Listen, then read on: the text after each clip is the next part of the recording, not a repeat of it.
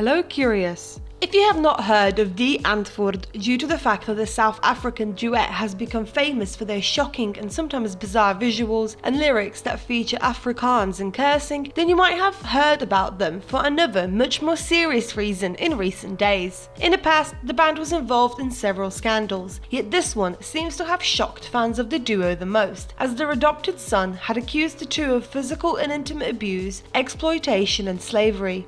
As soon as the report by now 20-year-old Gabriel Tokkie Dupreez had been released, it made headlines around the world. What exactly did he claim had happened to him while living with his adopted parents? Why did the two allegedly make him believe he was the devil? According to Tokkie, just how has the pair treated his minor sister? What were some of their past controversies? And has the duo responded to these claims? Stay with us until the very end to find out all about the scandals surrounding the controversial duo, but before we continue, don't forget to turn on the notifications and subscribe to our channel to stay up to date with the hottest celebrity gossip.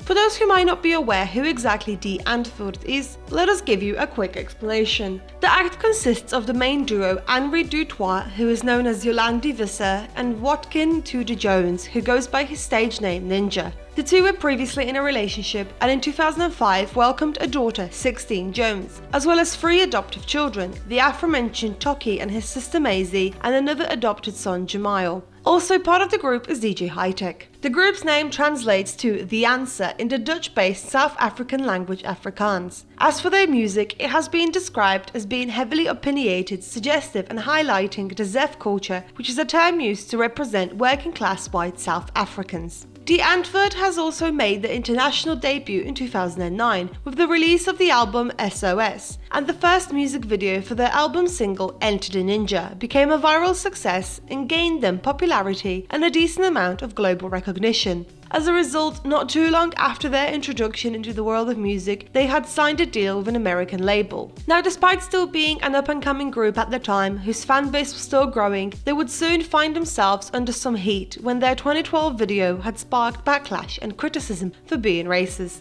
One of the first scandals that featured the music video for the song Fatty Boom Boom had shown Yolandi in blackface. According to a report by The Guardian at the time, the video was praised for effectively parodying Western culture. However, the use of blackface had turned the attention from the positive aspects of the video. Though it is worth noting that according to reports, this would not be the only criticism of racism the band received. In a 2014 video, the group had done blackface again, causing even more backlash. In a video for the song Ugly Boy, a man is seen wearing not only makeup to darken his skin, but also an afro wig. He also is wearing a hooded sweatshirt that reads, "Hello, my name is God."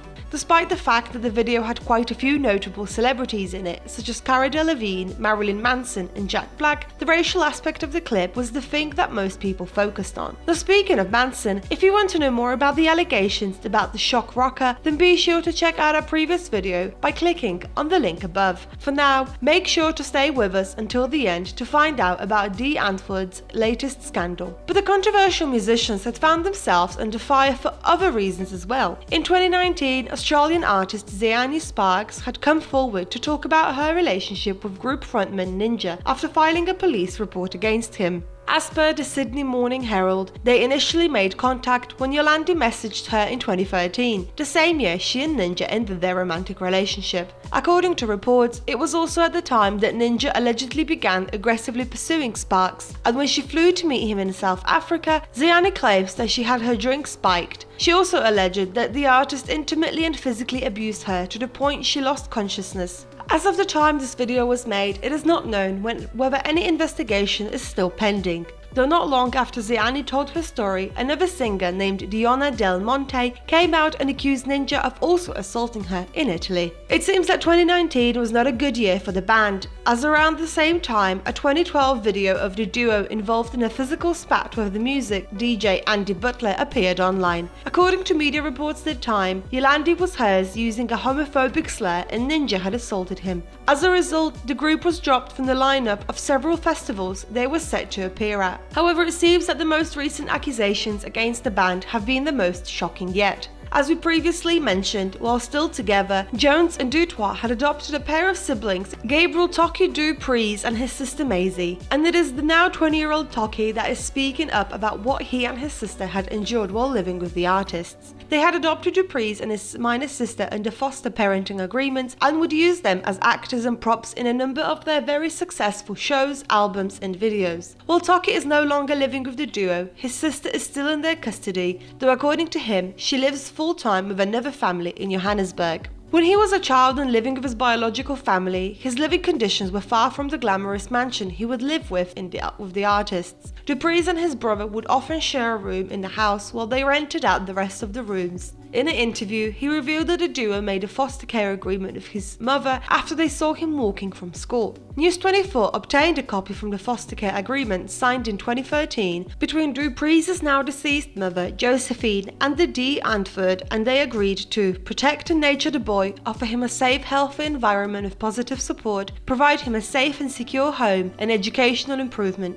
As per the publication, Tokkie's version of events, corroborated by other witnesses and evidence, called into question whether the duo complied with any of the legally required terms. Where his minor sister is concerned, the publication states that a similar agreement was made. In an interview with a South African news outlet, News 24, as well as a video interview he had made with the band's former filmmaker Ben J. Crossman, Tokkie had accused the duo of adopting him to be a slave. He revealed that they had made him feel like he really was one, and believed that he wasn't really being loved. While allegedly things started off fine at the beginning, it wouldn't be long until the atmosphere changed, and as the 20-year-old revealed, he was forced to record videos degrading and swearing at his biological family for being poor. Dupreez claimed that Jones and Dutoit promised to take good care of him, but they were never around and were always busy and on tours. Most of the time, he was alone at home with an au pair. It was also reported that Dupreez received homeschooling up to grade 9 but dropped out after.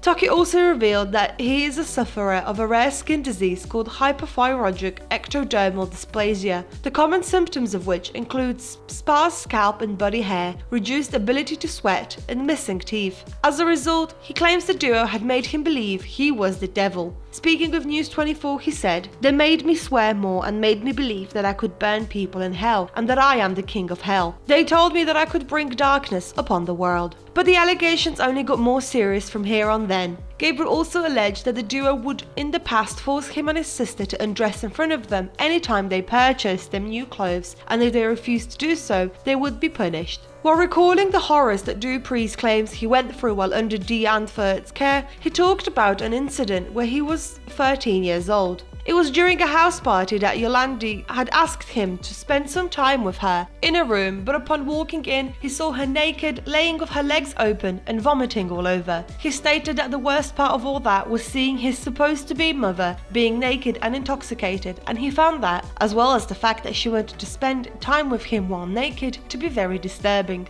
Though this would not be the only time that Tokkie would have been allegedly subjected to intimate material by the pair, as according to the interview, in the past, Jones had shown him an explicit video that was sent to him by a former girlfriend. At the time, the 20-year-old claims he was 11. In the interview with Crossman, Gabriel had also alleged that in the past he had hurt his older brother with a knife, leaving him needing hospital treatment. Though instead of getting angry at their adopted son, Jones and Dutoit had allegedly congratulated him and later emulated the scene using children in a 2019 music video. But while Tokkie has now left the duo and is living on his own, as we mentioned before, his sister is still under their custody. But the 20-year-old claims that the 14-year-old no longer wants to visit her adoptive parents because, as he claims in the interview, each time she does, they ask her to get naked. Speaking in front of the camera, Tokkie had stated that last December, Ninja and others had allegedly taken Maisie to a sauna and everyone was naked, and that they wanted her nude as well. In the interview, he also claims that each time he calls the family, they ask if his sister is pregnant yet. But speaking of Crossman, who filmed Tokkie's story, he himself had talked about the allegations against the duo. He claimed that he first met Ninja when he was 16 and the artist 21, when he would visit their school and smoke the green plant with the kids. Speaking with News 24, he said that he knew Die Antwoord were not good people, but he was blinded by his ambition, and at the time he too had his own problems. Speaking of how Ninja was with his adoptive children, he said that he would talk to them as if they were adults, showing them explicit content and talking to them about illegal substances and gangster life, thus manipulating their young minds. The man also added that he regrets not intervening earlier. According to a report from NME, who reached out to the duo's reps, Die Antwoord don't agree with Tokkie's statements, though they had also stated that the artist had always denied any allegations against them. So curious, what are your thoughts on these claims? Do you believe Tokkie? Have you heard of these or the past allegations against the duo before? And are you a fan of their music? Let us know your thoughts in the comments below, and as always, don't forget to like, share and subscribe to our channel. Until next time.